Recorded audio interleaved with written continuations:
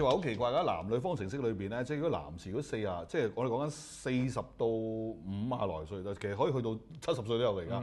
就係如果佢個另一半先死嚇，即係喪偶，咁咧就好快會續緣啊！即係我哋叫做即係再娶第二個嚇。咁但係女士啱相反咧就好少會再嫁嘅。咁除咗話個市場嘅問題，即係你40到50歲嘅女士揾一個60、70歲嘅男人好嘅好難揾啦，係嘛？同埋你個樣貌係咪仲 keep 得咁好咧？又有另外一個問題。即係有市場關係啦。係市場關係啦。除咗呢個市場關係咧，我發覺你有另一個秘密嘅。係咩咧？個原因咧就係話咧，通常如果我哋嗰個年紀，如果 touch wood 我哋太太死先咧，佢一定臨死之前咧，如果仲有啖氣會講嘢咧，你會講咩？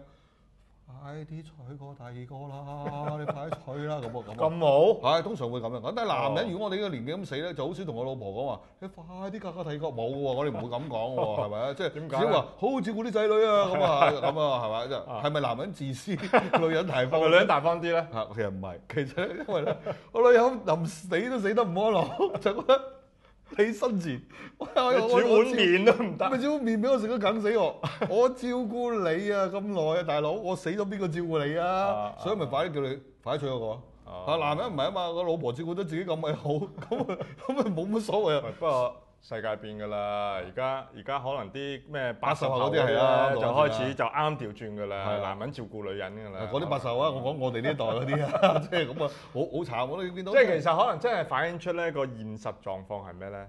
男人咧真係咧，即係嗰個照顧自己嘅能力咧，特別越老嘅時候咧係越低嘅。係啊，個依賴性好強㗎。你發覺到60歲嘅男士，除咗朝頭早落去晨運或者半夜去即係屙夜尿係自己做嘅之外咧，其他嘢都會捉住個老婆。唔係，所以咪咁講咯，就係男人去到老年咧係需要個護士咯。嚇護士，所以成日都話私家看護，你千祈唔好得罪你老婆。你後生嘅時候最緊要你對老婆好啲，因為點解咧？之後咧到老年嘅時候咧，佢成為咗你護士㗎。真係慘啊！真係。啊，你能唔能夠成功咁樣即係去屙夜尿咧？不過可能要。而家有成人紙尿片好啲嘅。即係解決咗少少問題㗎啦，已經係咁啊！即係起碼即係你嘅去廁所嘅問題咧，都唔使咁尷尬。咁所以咧呢個又咁講喎，即係呢個上天嘅設定咧，男人嘅壽數短啲咧，又符合嗰個即係呢個生活所需㗎。咁係啊，懶人獨居不好啊嘛！即係如果個男人即係第二個原因，男人會續緣咧，即係好難獨居啊！佢即係始終會揾個伴去陪一陪佢咁樣，咁就會好啲啦咁樣。但係外國人就唔同喎，外國就係養狗。係嘛？都係揾嗰個伴。咁但係香港咧，即係我覺得香港咧，大部分人養狗都係約束嘅，因為間屋咧根本人都唔夠路走，仲俾隻狗真係離晒譜。做啲特別啲養金毛嗰啲真係好離譜。我嗰座樓得800尺養隻金毛，所以仲大過個人都冇路行啦。嗰啲係約束咁，所以咧就香港要養寵物咧，亦有難度嘅嚇。咁所以咧就即係話呢一個咁嘅。續緣嘅問題咧，就變得咧就係女人要開放啲啦。因為咧，我唔知你有冇試過咧，真係咧我都有曾經同老婆講，即係都會有討論㗎。你會唔會有試過討論咧？就係話究竟邊個死先？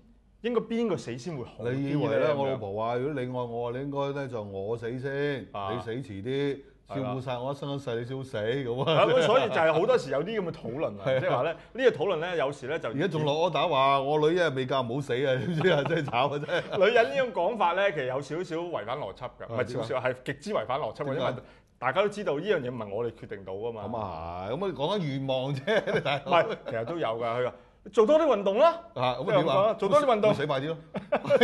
做多啲運動死快啲，係嘛？因為你如果有呢個潛伏性嘅心臟病，自己唔知嘅時候做兩個運動就死咗咁樣，仲危險。咁但係咧，一討論到呢個所謂嘅續緣問題咧，我個老婆嘅反應同你唔同喎，即係佢又唔想我續緣。點解咧？即係話，即係咁，第日上到天堂嘅時候，究竟邊個係你老婆咧？冇嫁冇娶啦嗰陣時，呢個你話聖經有人問過呢個問題，係有答案㗎啦，係冇所謂。但係呢個答案亦都滿足唔到喎。咁上天堂嚟做咩？都見唔到，都認唔到你咯。咁冇所謂啦，嗰陣時仲影冇啦，而家一世就夠啦，啲情債大佬仲爭2世。你夠膽咁打？夠㗎啦，啲情債仲爭2世，傻咗啊！你真係，即係幾愛對方都一世就算㗎啦。我覺得呢個世界下一世再愛過，可能未必係好事嚟嘅，對唔對？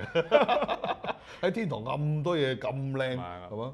都係鼓勵大家都係唔好討論呢個題目，冇同你唔好討論呢個題目咧，一較為定安全啲。問你老婆一定問你㗎，話俾你聽，都咁上緊喺你床邊都問㗎啦。如果我死先，你會唔會再娶？咁好啦，娶個點樣樣？你喺度俾個標準答案出嚟，等我哋啲男人咧識得點答㗎。嗱，聖經嘅答案就係咁樣嘅，只要另一半死咗咧，你合法地可以結婚㗎，你冇問題㗎。即係問題你係合法㗎嘛，因為嗰已經死咗，嗰個婚約已經冇關係㗎啦嘛，你可以有個新嘅婚約嘅。咁所以我就覺得見仁見智啦，即係好簡單。譬如好似我咁樣，我哋呢啲即係如果我老婆死先嘅，我要揾個第二個都好艱難嘅。基本上唔夠聰明，我俾個答案大家。係咩啊？